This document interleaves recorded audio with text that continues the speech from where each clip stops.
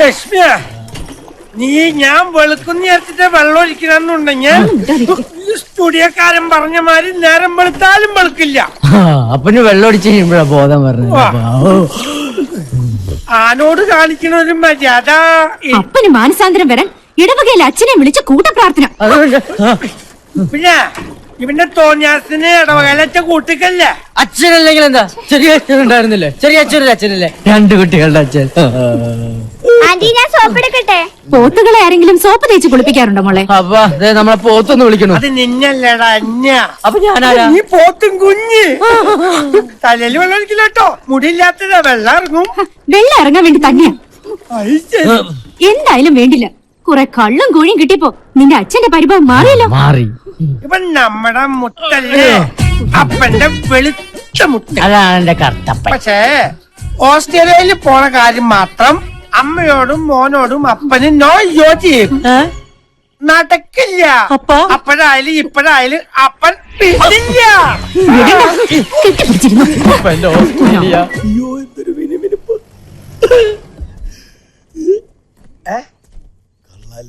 ഇത് ആരുടെ car? Thomas Mathew സാറിന്റെ.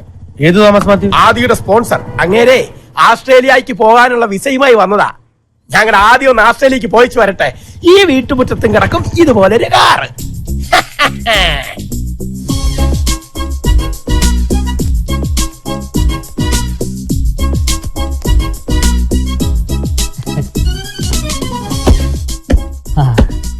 ഞാൻ ഇങ്ങനെ ഒരു ഓഫർ തരുമ്പോ ഒരിക്കലും പ്രതീക്ഷിച്ചതല്ല ഇത്രയും പെട്ടെന്ന് ആദ്യത്തിന് 10 പേരെ സംഘടിപ്പിക്കാൻ കഴിയുമെന്ന്. ഇത് 10 പേരുടെ വിസയുടെ ഡ്യൂപ്ലിക്കേറ്റ് കോപ്പിയാണ്. പിന്നെ ഇത് ആദിക്കുള്ള വിസ.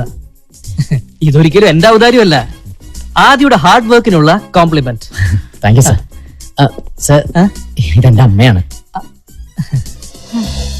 പറയാതെ തന്നെ മനസ്സിലാവും അമ്മയുടെ സൗന്ദര്യമാ ആദിക്ക് കിട്ടിയിരിക്കുന്നത്. സർ, ഇതെന്റെ അപ്പനാ. നോനോ, എനിക്കിത് വിശ്വസിക്കാൻ പറ്റുന്നില്ല. അയ്യോ, സത്യോട്ട് എന്റെ അപ്പനാ.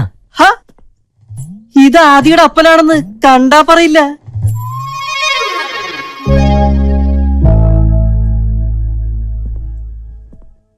ഈ പ്രായത്തിൽ ഇത്രയും മുതിർന്ന മകനോ? ആദിയുടെ ഫാദർ വളരെ യങ് ആണ്. Anyway, you are lucky. Aadi, ഇപ്പൊ വരാപ്പാ. അവന് പോകാനുള്ളതെല്ലാം ശരിയായി. ഇപ്പൊ സന്തോഷിക്കല്ലേ വേണ്ടത്? എന്നിട്ടെന്താ ഇങ്ങനെ മുഖം കറുപ്പിച്ച്? അതിന് എന്റെ മുഖം വെളുത്തിട്ടല്ലോ ലക്ഷ്മി. അവനൊരു നല്ല ഭാവി ഉണ്ടാവണം തന്നെ എന്റെയും പ്രാർത്ഥന. പക്ഷേ നമുക്കിടയിൽ അവനില്ലാത്തൊരു ദിവസത്തെ കുറിച്ച് എനിക്ക് ചിന്തിക്കാൻ പോലും പറ്റണില്ല.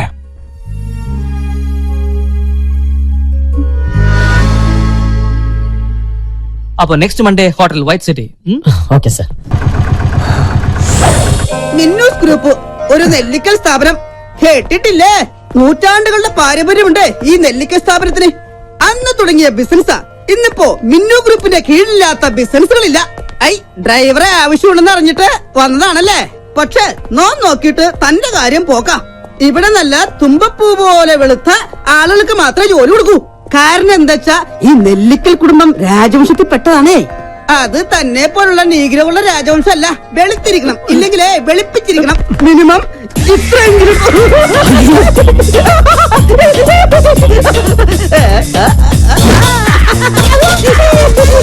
ഞാനിങ്ങനെ കുട്ടി പൗഡർ കോളേജിന്റെ പേരിൽ അഡ്ജസ്റ്റ് ചെയ്ത് പോകുന്നു.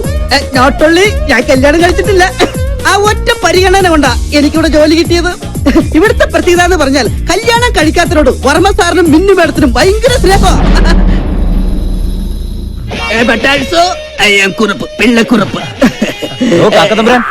സെക്ഷൻ ആയി പോയി ആ ഫയൽ ഒന്ന് എടുത്തുകൊണ്ടോ. കാക്കത്തമ്പുരാൻ നിന്റെ അപ്പൻ അസുഖാൽക്കാർ സ്നേഹം കൊണ്ടോൾ ഇങ്ങനെയും വിളിക്കും. ബൈ ദ ബൈ, ഇവിടുത്തെ ജോലി കിട്ടിക്കഴിഞ്ഞാൽ ജീവിതത്തിനൊരു ഗ്യാരണ്ടിയായി.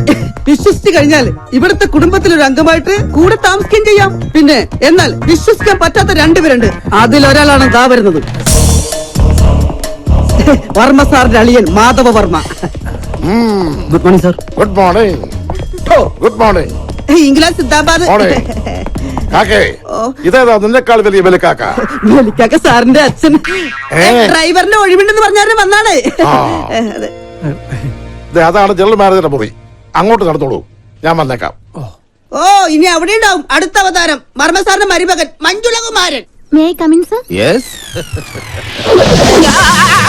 ഒന്ന് നിന്ന് എനിക്ക് തല കറങ്ങുന്നു. ആളിറങ്ങുന്നു.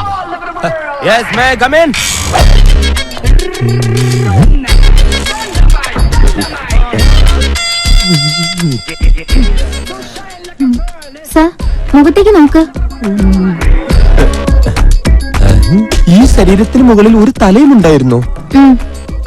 അത് ശരി. അതെ, കുട്ടി ഇവിടെ ജോലിക്ക് വന്നാണോ അതോ ക്യാബറ ഡാൻസിന് വന്നാണോ? ലുക്ക്, ഇമാതിരി ഡ്രസ് ഇട്ടുകൊണ്ട് ഓഫീസിൽ വന്നാൽ മറ്റുള്ളവരുടെ കൺട്രോൾ പോകും. എന്നെ പോലെ മറ്റുള്ളവർക്ക് അടക്കി പിടിച്ച് നിയന്ത്രിക്കാൻ പറ്റിയെന്ന് വരില്ല. കുട്ടിക്കറിയോ, കേരളത്തിലെ ഒട്ടുമിക്ക പുരുഷന്മാരും ഒരു പ്രഷർ കുക്കർ പോലെയാണ്. ഇമാതിരി കോലങ്ങൾ കണ്ടാൽ ആ പ്രഷർ കുക്കറിന്റെ സമ്മർദ്ദം മൂത്ത് മൂത്ത് മൂത്ത് അവസാനം നീരാവിയോട് കൂടി ഒരു വിസിലിംഗ് വരും. ആ വിസിലിങ്ങിനെയാണ് കുട്ടി സ്ത്രീ പീഡനം എന്ന് പറയുന്നത്. അതുകൊണ്ട് കാര്യമായിട്ട് സാറ് പറയുകയാണ്, മേലിൽ ഇമാതിരി ഡ്രസ് ഇട്ടുകൊണ്ട് വന്ന് മറ്റുള്ളവരുടെ സേഫ്റ്റി വാൽവ് തകർക്കരുത്. Please go get out. എന്റെ വാൽവ് ഉപ്പിട്ടൊരു സോഡ നാരങ്ങ വെള്ളം കുടിച്ചില്ലേ സാർ? ഡ്രൈവർ ആവശ്യമുണ്ടെന്ന് അറിഞ്ഞിട്ട് അതെ വന്നാണല്ലേ? Sir. Sit down. Thank you. പേരെന്താന്ന് പറഞ്ഞേ? പറഞ്ഞിട്ടില്ല. എന്താ പറയില്ലേ? പറയും. എങ്കിൽ പറ. ആന്റണീന്നാ. എന്ത് ഗണി? ആന്റണി. ഗുഡ് നൈം, ആന്റി ഗണി. ശ്രദ്ധിക്കാം, സാധാരണ ഇന്റർവ്യൂ ചെയ്യുന്ന ആൾക്കാരെ പോലെയല്ല മഞ്ജുളൻ ഇന്റർവ്യൂ ചെയ്യുന്നത്. ഈസി ക്വസ്റ്റ്യൻസ് മഞ്ജുളന്റെ നിഘണ്ടുവിലേ ഇല്ല. ബുദ്ധി കൊണ്ട് മാത്രം ഉത്തരം പറയണം. ക്വസ്റ്റ്യൻ നമ്പർ 1 ആലോചിച്ചിട്ട് പറഞ്ഞാൽ മതി. കാള കിടക്കും കയറോട്.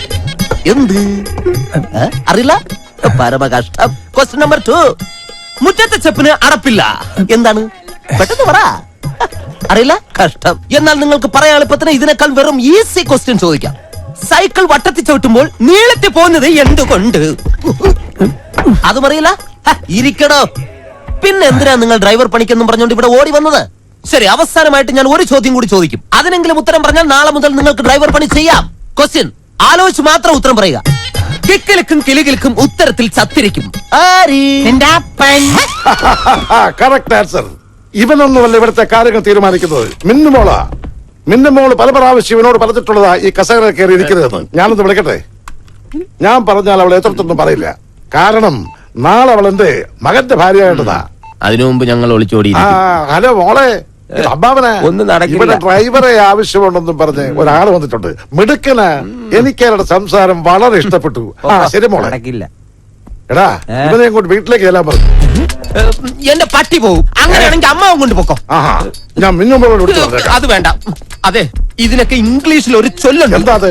I don't know to worry immediately salutification in the way. What my friends, what my problem? എന്ന് വെച്ചാൽ നീ നന്നായാൽ നിനക്ക് കൊള്ളാന്ന്. വാരോ, ഇവനോട് പറഞ്ഞതാ. വാരോ. കൂടുതൽ ചാരണ്ട, തന്റെ കറുപ്പതിൽ പിടിക്കും.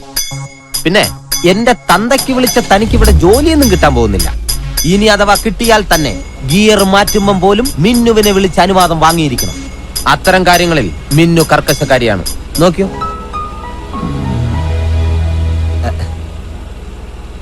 ഹലോ മിന്നുമോളെ, മഞ്ജുലേട്ടൻ ഗിയർ മാറ്റട്ടെ? ഫസ്റ്റ് ഗിയറിലിട്ടോ മഞ്ജുലേട്ടാന്ന്. പാവം, അമ്മായി മരിക്കുമ്പോൾ മിന്നുമോൾക്ക് 12 വയസ്സായിരുന്നു. അന്നാണ് അവളുടെ ജീവിതത്തിൽ അത് സംഭവിച്ചത്. എന്ത് ദുരന്തം? I mean tragedy. കളിച്ച് ചിരിച്ച് പ്രണയിച്ച് SMS അയച്ച് ആടിപ്പാടി നടക്കേണ്ട പ്രായത്തിൽ, അതായത് വെറും 12ാമത്തെ വയസ്സ്, പാവ മിന്നുമോള് പെട്ടെന്ന് പ്രായപൂർത്തിയായി. ഐ മീൻ പക്വതയ്ക്ക് അഡിക്റ്റായി പോയി.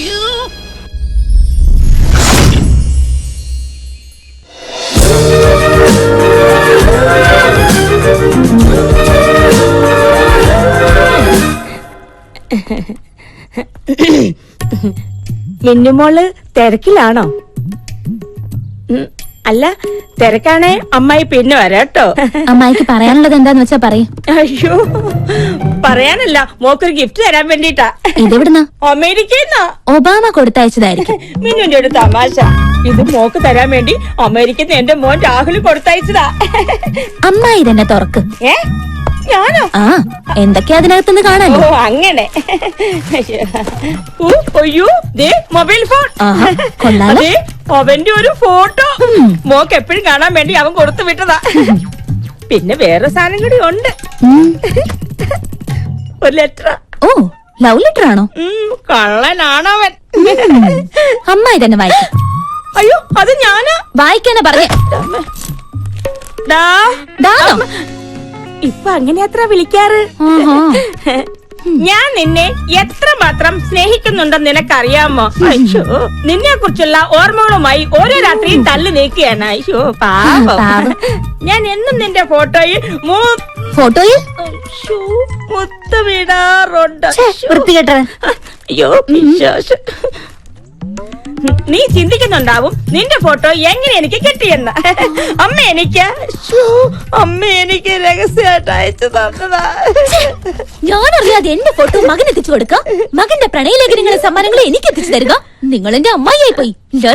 മിന്നുമോളെ അത് പ്രായമാവുമ്പോഴെങ്കിലും പെണ്ണുങ്ങൾക്ക് ഇത്തിരി പക്വത ഉണ്ടാവണം.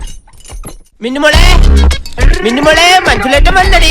മിന്നു എടാ മഞ്ജുള, നിന്നോട് ഞാൻ പലപ്പോഴും പറഞ്ഞിട്ടുള്ളതാ, യാതൊരു ലൈസൻസും ഇല്ലാതെ മിന്നു വിളിച്ചോണ്ട് അവിടെ പുറകെ നടക്കരുതെന്ന്. അവളെ ഞങ്ങളുടെ മോൻ കെട്ടാൻ പോകുന്ന പെണ്ണാ, അതറിയോ?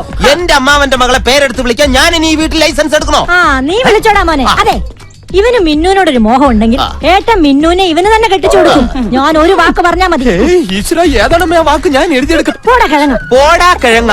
അമ്മ ഇത് കുഴപ്പമില്ല. എടാ മണ്ടാ, എന്താ അമ്മേ? നീ മിന്നുവിന്റെ ഭർത്താവായി കാണാനല്ല ഈ അമ്മയുടെ ആഗ്രഹം. പിന്നെ മിന്നു ഗ്രൂപ്പിന്റെ മാനേജർ ആവണം. അതാണോ അമ്മയുടെ അന്ത്യാഭിലാഷം? അതെ.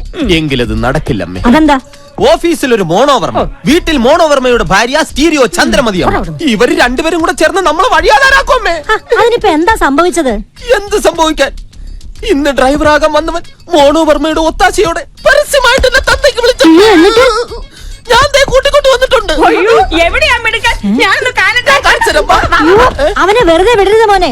ബാല്യക്കാരെ കൊണ്ട് തല്ലിക്കണം. എന്നിട്ട് വേണം എന്റെ പൊലകുളി അടിയന്തരം ഈ വീട്ടിൽ വെച്ച് നടത്താൻ. അതൊന്നും വേണ്ട. അമ്മാവനോടൊന്ന് പറഞ്ഞാ മതി അവനെ ഡ്രൈവറാക്കണ്ടെന്ന്. ഞാൻ ഏട്ടനെ ഒന്ന് കാണട്ടെ. കൊള്ളാം. ഇന്റർവ്യൂവിന് വന്ന ദിവസം തന്നെ നീ എന്റെ മരുമകന്റെ അച്ഛൻ വിളിച്ചു. സാർ, താൻ ഒന്നും പറയണ്ട. ഈ നിൽക്കുന്നത് ആരാണെന്ന് തനിക്കറിയാമോ? എന്റെ ഒരേ ഒരു സഹോദരി, ഇവളുടെ മകനും, അതായത് എന്റെ മരുമകൻ. എടോ, എന്റെ ശാരദ ഭർത്താവിന്റെ കൂടെ കുറച്ചു കാലം മാത്രമേ ജീവിച്ചുള്ളൂ. ഇവന്റെ കുഞ്ഞിക്കാല് കണ്ടതിന് ശേഷം പിന്നെ എന്റെ ശാരദയ്ക്ക് ദാമ്പത്യ ജീവിതം ഉണ്ടായിട്ടില്ല. അതുകൊണ്ട് എന്റെ പൊന്ന അന്നി, ഞാനൊരു കാര്യം പറഞ്ഞോട്ടെ. ഇങ്ങൊന്നേ, പേഴ്സണൽ ആയിട്ട് പറയുക, I am proud of you. അതുകൊണ്ട് ആന്റിനെ ഇവിടുത്തെ ഡ്രൈവറായി നിയമിക്കാൻ ഞാൻ തീരുമാനിച്ചു. അങ്ങനെ പേഴ്സണൽ ആയിട്ട് പറഞ്ഞാ പാറല്ല. മിന്നുന്റേതാ അവസാന വാക്ക്. അവസാന വാക്ക് മിന്നുന്റേതാ, പക്ഷെ തീരുമാനമെന്നും എന്റെ അമ്മയുടേതാ.